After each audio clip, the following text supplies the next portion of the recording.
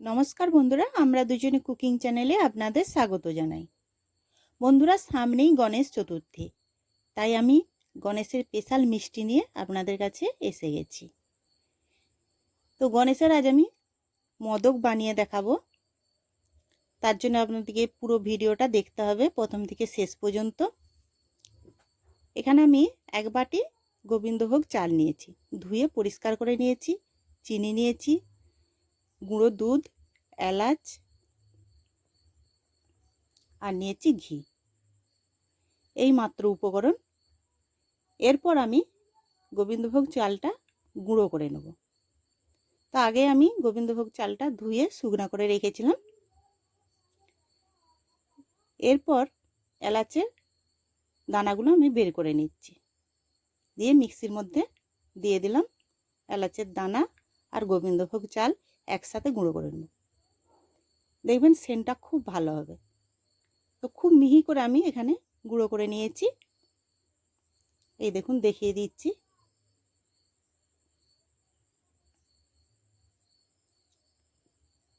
তো গুঁড়ো হয়ে গেছে। এরপর ওই বাটিটা মেপে আমি এখানে কড়ার মধ্যে দিয়ে দিচ্ছি জল। তো এখানে আমি এক বাটি জল দিয়ে দিচ্ছি।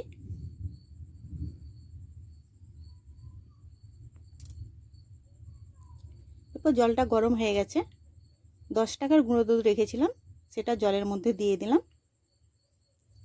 দিয়ে খুব ভালো করে নাড়াচাড়া করে নিয়েছি। এরপর মিশিয়ে দিচ্ছি ঘি। ঘিটা দিয়ে খুব ভালো করে মিশিয়ে নিতে হবে। এর মধ্যে মিশিয়ে দিচ্ছি চিনি।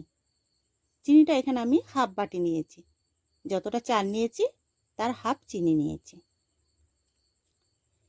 এরপর গুঁড়ো করে রাখা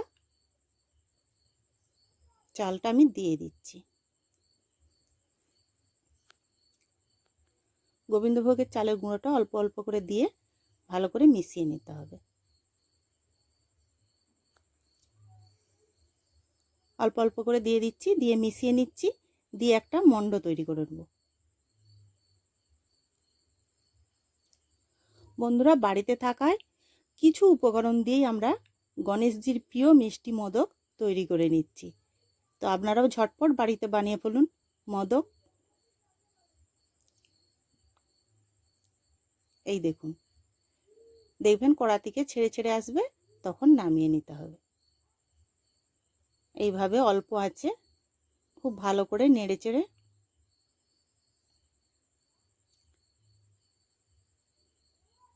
এরপর এখানে আমার রেডি হয়ে গেছে।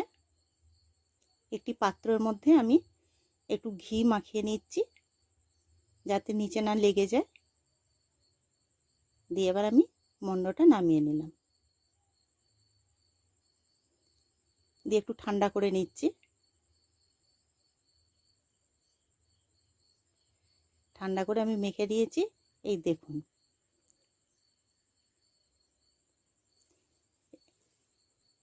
তবে এখানে আমি কোনো ছাঁচ ব্যবহার করছি না। হাতের মধ্যে একটু ঘি নিয়ে নিলাম। আমি হাতে করেই কিভাবে বানাচ্ছি আপনারা দেখতে থাকুন। খুবই সহজ মোদক বানানো।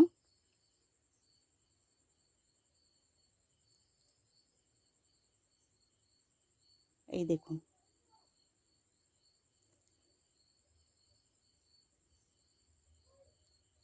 হাতে খুব সুন্দরভাবে এইভাবে তৈরি করে নিতে হবে। দেখুন, একটা কাঁটা চামচ নিয়েছি, যে সাইডে সাইডে এই দেখুন চেপে চেপে একটা ডিজাইন করে নিচ্ছি। দেখুন তো কেমন হয়েছে মোদকটা। এরপর কয়েকটা আমি চেরি নিয়েছি, দিয়ে সাজিয়ে নিচ্ছি। দেখতে একটু সুন্দর লাগবে, সাদার সাথে একটু লাল দিয়ে খুব সুন্দরভাবে সাজিয়ে দিচ্ছি। দেখুন, দেখতে দারুণ লাগছে। আমাকে কিন্তু কমেন্টে অবশ্যই জানাবেন কেমন হয়েছে। আশা করি অবশ্যই আপনাদেরকে ভিডিওটি ভালো লাগবে, আর ভালো লাগলে সাবস্ক্রাইব করবেন আর নতুন নতুন ভিডিও পেতে।